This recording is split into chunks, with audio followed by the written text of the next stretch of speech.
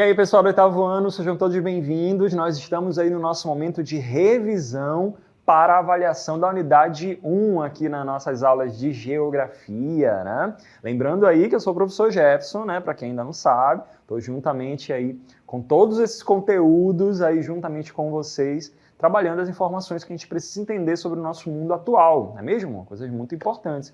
Essa é a nossa aula de número 9, né? A nossa revisão para a nossa avaliação da unidade 1, né? Então vamos revisar algumas coisas que nós vimos aí ao longo dessa primeira unidade, os primeiros conteúdos, né?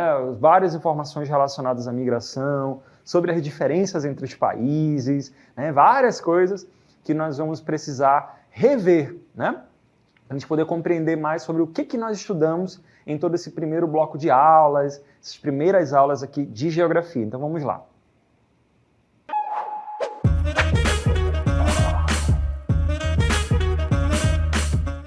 Pessoal, o nosso mundo, conhecer, é sempre bom lembrar, né? Conhecer o nosso mundo atual, como é que ele funciona, é muito importante porque a comunidade onde a gente mora, né? A área onde a gente mora, nossa vizinhança, nosso município, né? Ele representa muita coisa na nossa vida. Mas a área onde a gente vive é uma parte muito pequena quando a gente compara com toda a superfície terrestre. Tem muita coisa acontecendo longe da gente, ou até mesmo perto da gente também, que impacta a vida de muitas pessoas. É por isso que aqui a gente estuda em geografia o mundo atual, as características da sociedade atual, como que a sociedade usa a natureza, né? Como é que a natureza funciona, né? Então a gente precisa compreender essas situações. Às vezes a gente está estudando uma coisa que não é do nosso dia a dia, né? Não é da nossa rotina, mas que de alguma forma impacta a nossa vida, né? Quando a gente fala, por exemplo, de economia global, do mundo global, por que todo mundo quer saber quanto é que está o dólar, quanto é que não sei o que e tal? É porque de alguma forma isso vai impactar aquela compra lá naquele mercadinho onde a gente vai, ou nos supermercados em geral, né? Combustível, energia elétrica, várias situações que envolvem tudo isso, né? Quando a gente fala de questões culturais também, tudo isso, de alguma forma, a gente precisa saber como é que funciona, né? Para a gente poder compreender que o mundo não é só aquela área onde a gente vive, né? E sim que muitas outras coisas estão acontecendo no mundo, tanto ruins, né? Coisa ruim, né? Sempre acontece, quanto coisas boas também. E aqui em geografia a gente estuda tudo sobre isso, né? Um dos motivos, uma das situações que a gente estudou na unidade 1 foi a questão das migrações internacionais, que a gente vai começar a ver agora nessa primeira tela, né? As migrações, como vocês sabem, é essa mudança, né? De uma pessoa quando ela vai de um lugar para outro, de uma cidade para outra, de um país para outro, né? Sempre por algum motivo. Então, quando a gente fala de migração internacional, como está aparecendo aí, é quando uma pessoa, um indivíduo, sai do seu país para ir morar em outro país, de maneira permanente, né? A gente também tem a situação do turista, por exemplo, né, que vai visitar e depois volta para casa. Mas quando a gente fala nesse nosso tema aqui da nossa revisão, a gente está falando dessas migrações que são permanentes, que são definitivas, né? Essa imagem que a gente está vendo aí, pessoal, são de pessoas que estão fazendo a travessia, né, de uma área para outra em um bote, né, sem nenhum tipo de segurança praticamente, né? Então aí a própria sorte. Esse tipo de migração, pessoal, claramente, né, é uma migração que é ilegal, uma migração que não está seguindo as regras internacionais de migração, de autorização, de situações ali que tem essa questão aí da autorização e tudo para poder sair, né, de um lugar para outro. Mas as migrações, de maneira geral, elas cresceram muito com o passar do tempo. Ora, o próprio continente americano, ele é formado por muitos imigrantes, né? Europeus que chegaram aqui, acabaram com várias sociedades indígenas, né? Teve todo esse conflito aí que a história está aí para nos mostrar, né? E isso aconteceu. E com o passar dos anos, a migração ela foi aumentando cada vez mais, né? Ela foi aumentando aí cada vez mais a questão das migrações internacionais. A gente vai verificar na próxima tela, pessoal, alguns termos que nós estudamos aqui na nossa aula, né? Que eles são importantes para a gente compreender essa dinâmica. Olha só, os termos imigrante e refugiado não são sinônimos, não são iguais, né? Claro, todo refugiado faz um processo de migração, né? Mas nem todo imigrante ele é um refugiado, né? É basicamente essa a ideia. Quando a gente fala de uma pessoa que é refugiada, ela está saindo contra a vontade dela, ela está saindo porque ela tem que sair daquelas áreas. Então são pessoas que têm que abandonar o seu país, ou porque estão sendo perseguidos, ou porque estão sendo maltratadas. Então tem toda essa situação que envolve vários motivos aí que fazem as pessoas saírem do lugar de onde elas estão. Então um refugiado ele é obrigado a sair do lugar de onde ele está, né? Então tem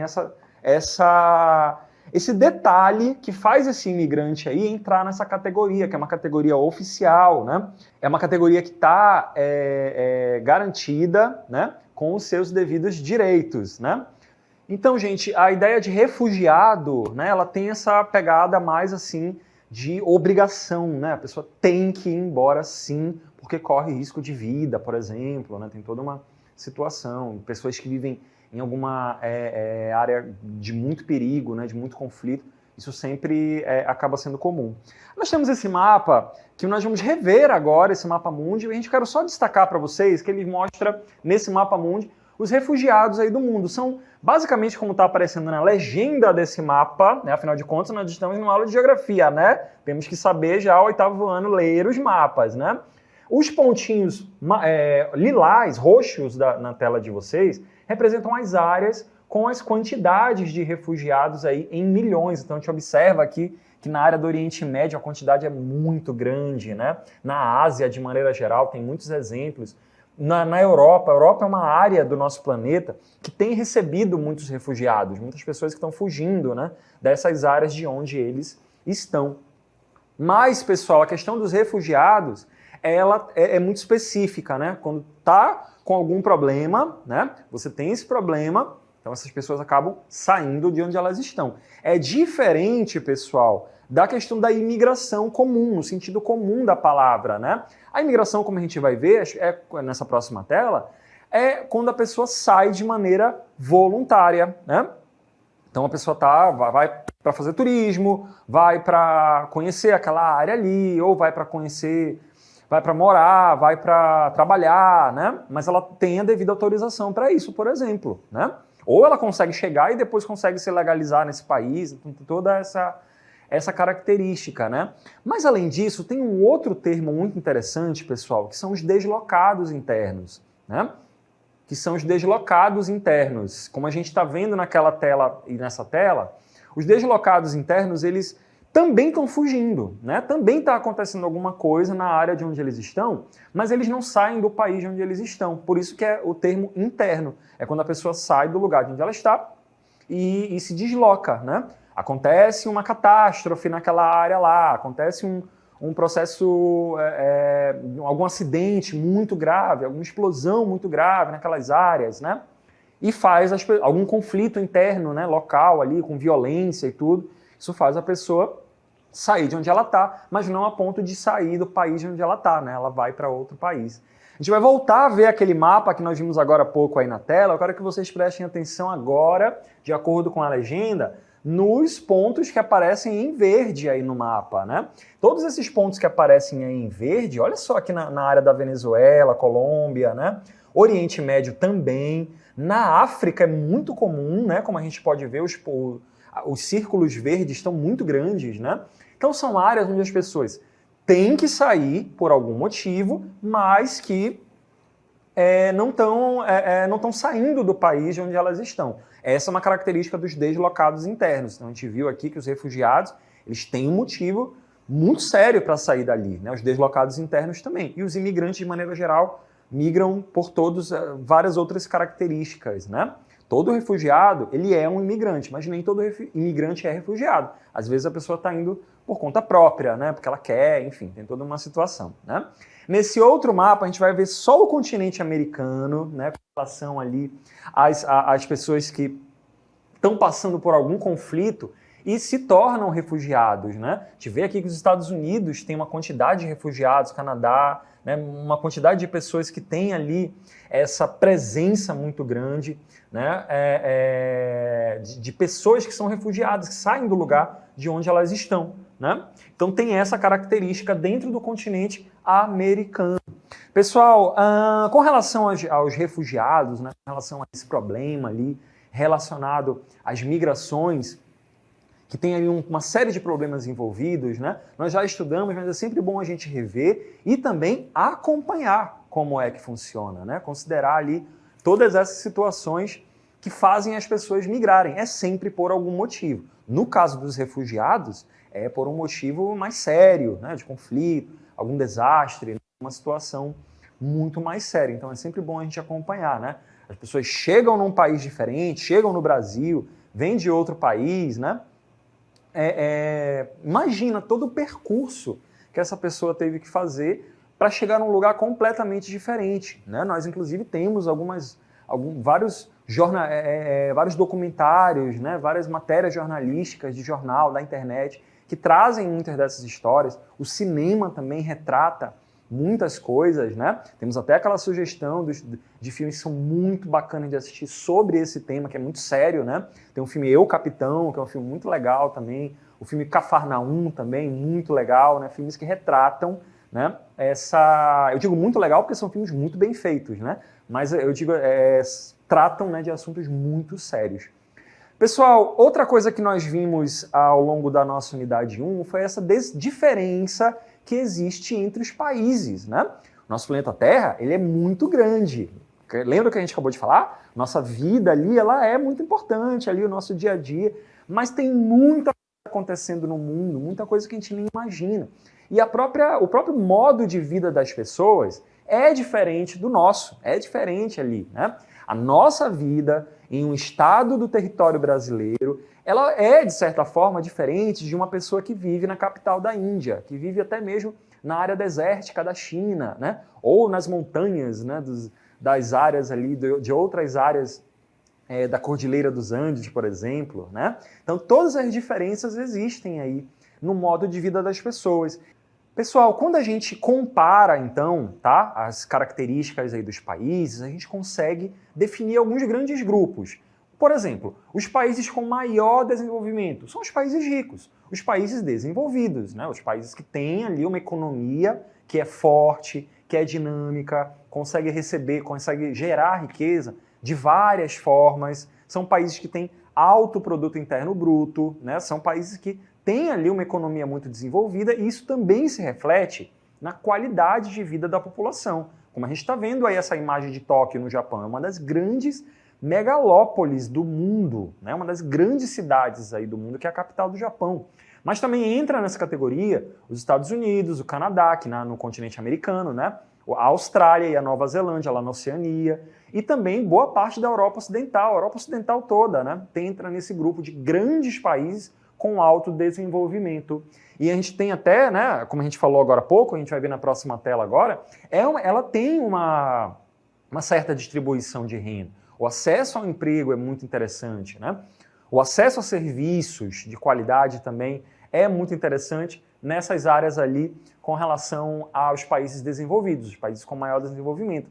Na próxima tela a gente vai ver até um mapa aí que mostra uma das características que traz ali uma dica, né, de como é mais ou menos a qualidade de vida dessa população, que é o PIB per capita. Nesse mapa, gente, a gente está vendo aí alguns países que estão em azul, né? Os países que estão de azul são países que quando a gente pega toda a riqueza desse país e divide pela população, a gente vê um valor em dólares muito alto, se a gente dividisse esse valor nesses países.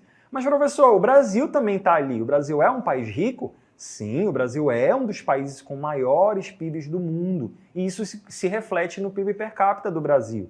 Só que a diferença é que aqui no Brasil existe muita desigualdade, enquanto nos países desenvolvidos, que a gente falou lá em cima, agora há pouco, né, é diferente, né? Tem pessoas que têm muito acesso a essa riqueza ali, é tudo bem mais vantajoso, né, para a grande maioria da população. A gente está falando aqui de média, não significa que não tem gente pobre nos Estados Unidos, não tem gente pobre na França, claro que tem, mas a gente está falando aqui de média. Então a qualidade de vida, como a gente viu agora há pouco aí nessa tela, e a gente vai ver de novo, né, A qualidade de vida da população, a gente vai dar uma olhadinha nessa tela de novo, né? Sobre a tela que nós vimos agora há pouco, né? Sobre qualidade de vida. A maior parte da população tem as suas necessidades básicas ali atendidas, né? Educação, moradia, saneamento básico. E na próxima tela a gente vai ver aí a questão do desenvolvimento econômico, tecnológico, né? Muitas empresas dos países desenvolvidos estão presentes no mundo todo. Tem muita empresa dos Estados Unidos que está presente aqui no Brasil, em outros países ali, refrigerante, automóvel, né? Tecnologias em geral. E todo esse lucro das coisas que as pessoas usam vai para essas empresas, seja do Japão, seja da Europa, seja dos Estados Unidos e etc., né? Então essa é uma característica desse grupo de países. Além disso, pessoal, a gente está vendo aqui em camadas, né? Nós temos os países desenvolvidos, os países com maior desenvolvimento, como a gente está falando aqui, né? E tem os outros, né? Quem são os outros? São os países em desenvolvimento, que são todos os outros, né? Como a gente vai ver aí nessa tela. Os países em desenvolvimento, né, são todos os outros, como a gente falou, é basicamente o continente africano, a Ásia, excluindo o Japão, né? A América Latina e as ilhas lá da Oceania, né? A Micronésia, a Polinésia, a Melanésia, a Polinésia, né? A Oceania é uma área do nosso planeta que é a Austrália, Nova Zelândia e essas ilhas. Mas a Austrália e a Nova Zelândia são considerados países desenvolvidos, né? Pessoal, a gente tem também a característica desses países em desenvolvimento, como a gente vai ver na próxima tela, né? São países ali que foram colônias, exatamente, né, na sua grande maioria, de muitos desses países considerados desenvolvidos, né? Muitos deles foram colônias de países europeus, né? Colônia do Reino Unido, né, que a gente chama de Inglaterra, né? Colônia francesas, colônias alemães, né?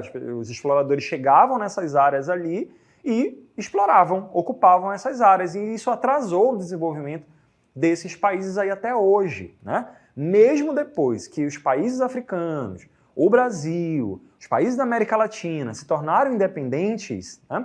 Eles continuaram dependendo dos países ricos até hoje, né?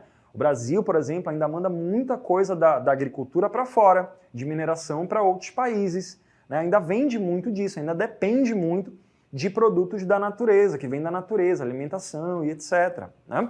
Enquanto isso, a gente consome computador, celular, roupa moderna, né, de marca moderna e tal, equipamentos eletrônicos modernos, automóveis, que não são necessariamente criados no Brasil, né, ou nos países pobres, né? São criados em outro lugar e, por alguma decisão, chegou nesses territórios, nesses outros países, né? E aí a gente tem essa característica dos chamados países em desenvolvimento, que aqui na minha concepção, né, são os outros, né? Vamos continuar, pessoal, com essa... Só para a gente fazer, né, uma separação bem básica aqui no nosso mapa mundi, né? A gente tem aí alguns exemplos de países, ó. Os Estados Unidos é um país que é considerado um país desenvolvido, qualidade de vida muito boa, né? Então o estilo de vida de boa parte das pessoas vai ser né? A gente vai tem outros exemplos também que a gente vai continuar vendo aí no nosso mapa de países que têm outras características, né? Olha aqui na América do Sul, a gente tem a Colômbia, né? Que é um país que já não é, assim, uma grande potência mundial, né? A Colômbia é um país importante, tem toda uma história e tudo mais, mas nem dentro do próprio continente é um país que se destaca, né? Economicamente falando, politicamente falando.